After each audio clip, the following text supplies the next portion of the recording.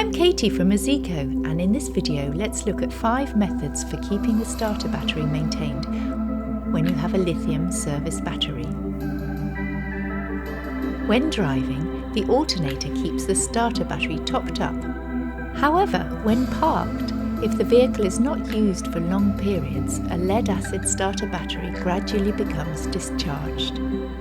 The first option is to install a small dedicated solar panel.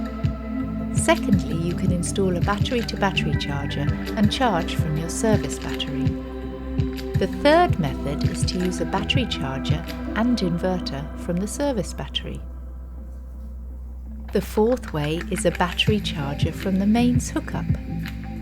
The fifth solution is a dual solar charge controller where the main solar panels keep the battery topped up.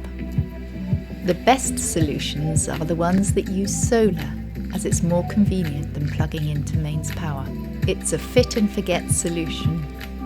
If you're not using the camper van for a week or longer, it's best to have the lithium service battery stored at 50% state of charge and to turn off all charging and loads. This means a small top-up solar panel working independently from the main solar panel is our preferred and simplest solution for maintaining your lead-acid starter battery.